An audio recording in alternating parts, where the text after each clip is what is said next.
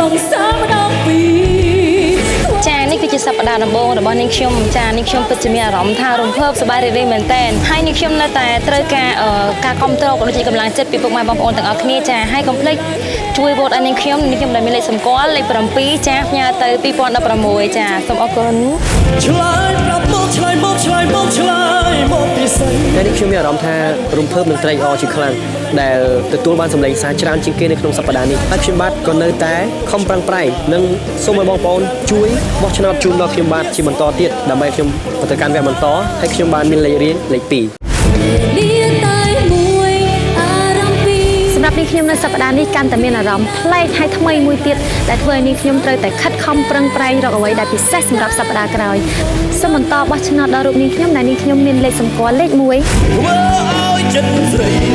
សម្រាប់ខ្ញុំបាទគឺពិតជាមានអារម្មណ៍សប្បាយរីករាយមែនទែនដែលបានបង្ហាញនៅរសជាតិថ្មីមួយទៀតដែលខ្ញុំមិនធ្លាប់ធ្វើពីមុនមកហើយក៏សូមកុំភ្លេចផ្ញើសារគាំទ្រឲ្យបានច្រើនដែលខ្ញុំបាទមានលេខសម្គាល់គឺលេខ6នឹកមនុស្សម្នាក់អ្វីដែលខ្ញុំបានធ្វើនៅរាត្រីនេះខ្ញុំមានអារម្មណ៍ថាពិតជាអស្ចារ្យមែនទែនដូច្នេះ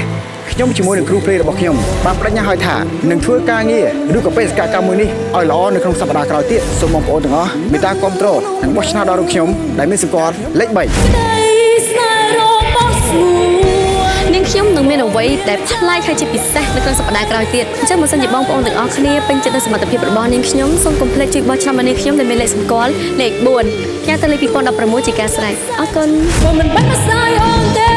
ចានៅក្នុងរាត្រីនេះផងដែរនាងខ្ញុំពិតជាមានអារម្មណ៍ថាសប្បាយរីករាយរំភើបចិត្តខ្លាំងមែនទែនដែលនាងខ្ញុំបានបង្ហាញសមត្ថភាពជួយដល់ពុកម៉ែបងប្អូនទាំងអស់គ្នាទស្សនាហើយនាងខ្ញុំនឹងមានអ្វីដែលពិសេសជាងនេះទៀតបើសិនជាបងប្អូនទាំងអស់គ្នា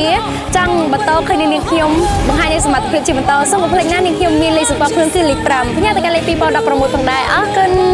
បន្ទាប់ពីលោកមានទស្សនាការប្រកួតប្រជែងរវាងតារាចម្រៀងអាជីពទាំង7រូបនៅក្នុងកម្មវិធី I Am a Singer Cambodia សូមជួបបោះឆ្នោតដល់វត្តមានតារាចម្រៀងអាជីពទាំង7រូបដែលលោកអ្នកពេញចិត្តនៅក្នុងដំណាក់កាលទី2នេះសូមរួបរวมទាំងអស់គ្នា I Am a Singer Cambodia ឧបត្ថម្ភធំដោយ